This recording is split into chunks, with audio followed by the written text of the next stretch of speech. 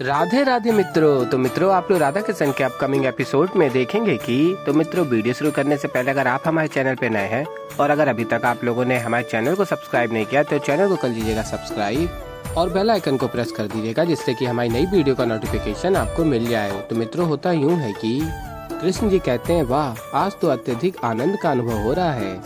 और जब मन में इतना आनंद आता है तो साथ में संगीत बहता है, तो इस संगीत को मन से निकाल के बांसुरी में उतारना चाहिए। और फिर नंद बाबा देख रहे होते हैं छिपके कृष्ण जी को, और कृष्ण जी बांसुरी निकाल के बांसुरी बजाने लगते हैं। और तभी राधा कृष्ण के समक्ष आ जाती हैं और कहती हैं, राधा कितनी मीठी धुन बजाई कृष्ण। और फिर कृष्ण जी कहते हैं, बस तुम्ही से तो प्रेरणा मिली थी, तुम्हारे लिए ही तो ये बांसुरी बजाई थी। और तभी छिपके नंद बाबा देख रहे होते हैं और कहते हैं, अरे अभी तो कान्हा कह रहा था कि सुख में बांसुरी बजाने का मन कर रहा है, और राधा के आते ही सारा श्रेय उसे दे दिया, राधा की बढ़ाई करना आरंभ कर दिया। और फिर राधा कहती, सत्य में ये धुन तुमने मेरे लिए बजाई। और फिर कृष्ण जी कहते, हाँ, और कोई है यहाँ? और कहते, मुझे आभास हो गया था कि तुम आने वाली हो, तो मैंने सोचा क्यों न तुम्हारे लिए एक मीठी बांसुरी बजाई जाए तुम्हारे स्वागत के लिए। और तभी राधा कहती है, अच्छा, कितना प्रेम करते हो राधा से। और फिर कृष्ण जी कहते हैं, क्यों ना करूं।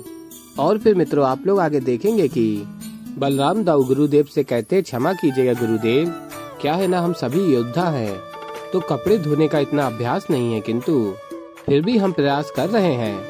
और फिर गुरु कहते हैं, अर्थात तो बहुत ही आलसी हो गए हो तुम लोग। और फिर आगे गुरु कहते हैं, चलो अब हमारे हाथ और हमारे पग दबाओ, हमारी हड्डियों में पीड़ा हो रही है।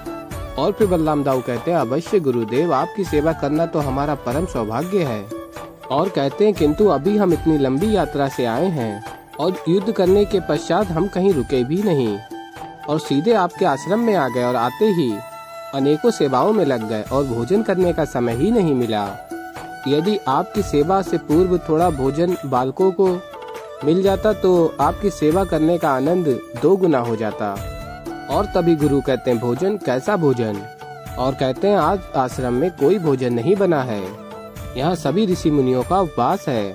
और फिर बलराम दाऊ कहते हैं, कैसा अन्याय है गुरुदेव, हम इतने सारे कार्यों में व्यस्त हैं और यदि भोजन भी नहीं मिलेगा तो हे नारायण जी, क्या हो रहा है गुरुदेव, थोड़ी कृपा। और फिर गुरुदेव कहते हैं, तुम्हें जो भी विश्राम चाहिए वो केवल रात्रि में ही प्राप्त होगा।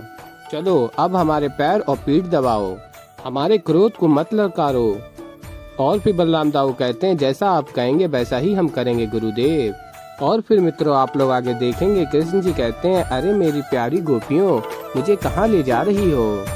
और फिर नंद बाबा देख रहे होते हैं छिपके, और गोपियाँ कहती हैं, कृष्ण चलो, तो बहुत ही विशेष स्थान पर लेकर जा रहे हैं। और फिर कृष्ण जी कहते हैं, वैसे मुझे ज्ञात ही है, मेरी प्रिय गोपियाँ मुझे कहीं भी लेकर जाएंगी, वो स्थान अत्यंत विशेष ही होगा। और फिर गोपियाँ कहती हैं, हाँ हाँ, विशेष ही है। और फिर नंद बाबा कहते हैं, अच्छा, गोपियों की प्रशंसा कर उन्हें अपनी सेवा में लगा रहा है, अभी देखता हूँ इसे। और फिर मित्रों, आप लोग आगे देखेंगे कि कृष्ण जी स्थान को देखते हैं, अत्यंत प्रसन्न हो जाते हैं और कहते हैं, ये तो अत्यंत सुंदर है। और फिर गोपियाँ कहती हैं, कृष्ण तुम अस्वस्थ हो, इसलिए हमने निर्णय किया है कि लेप व्यायाम के अलावा पुष्प आयुर्वेद से तुम्हारा उपचार करेंगे। और कहती हैं गोपियाँ, देखो कृष्ण, यहाँ इतने सारे पुष्प हैं, इन पुष्पों की सुगंध और नेत्रों को सुख देने वाला ये दृश्य तुम्हारी चिकित्सा में सहायता करेगा। और फिर कृष्ण जी कहते हैं, क्या बात है, मेरी गोपियों को आयुर्वेद के विषय में इतना ज्ञान भी है, वाह, कितना परिश्रम किया होगा आप सबने, प्रातः काल उठ के यहाँ पुष्प चुने और इस स्थान की रचना करी, इस प्रकार आयोजन किया, इस प्रकार उचित स्थान पर उचित फूल पिरोए। और फिर गोपियाँ कहती हैं, क्यों ना करें परिश्रम, कृष्ण के स्वाद से अधिक महत्वपूर्ण हम सबके लिए कुछ भी नहीं है। और फिर कृष्ण जी कहते हैं, इसीलिए तो मैं कहना चाहता हूँ कि इस संसार में गोपियों से अधिक कृष्ण को प्रेम और कौन कर सकता है।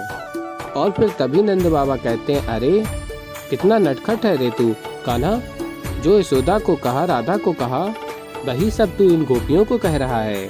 अच्छा, तो सभी तेरी सेवा में तत्पर रहे, वाह कान्हा, अच्छा फसारा सभी को अपनी प्रशंसा के पाठ में।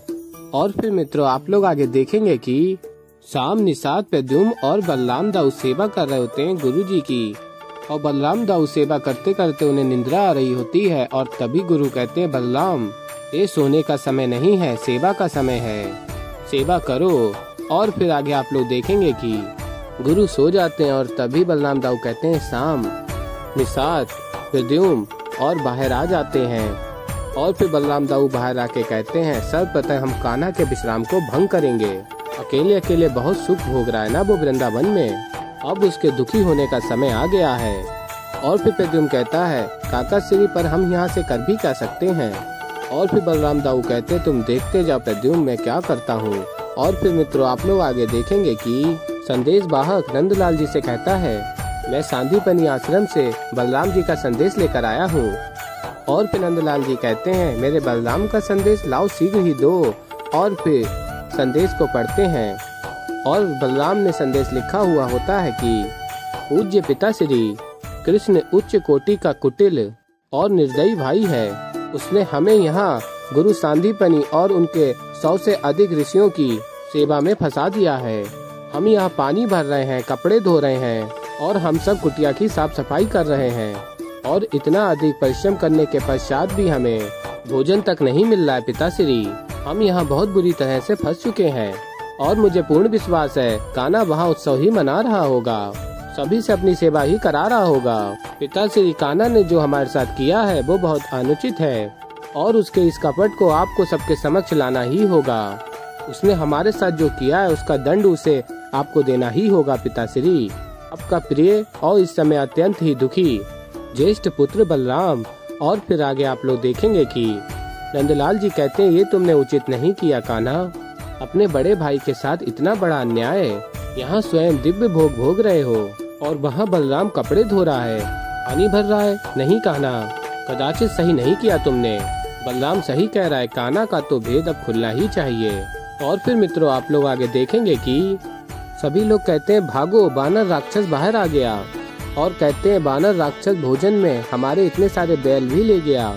और फिर बाकी सब कहते हैं सच का इसका आतंक तो बढ़ रहा है, किंतु कौन इतना भयानक शक्तिशाली राक्षस का अंत कर सकता है।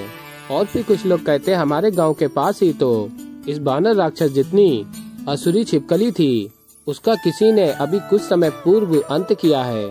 और फिर कहते हैं यदि ऐसा योद्धा हमें भी मिल जाए तो हमारा भी काम हो सकता है।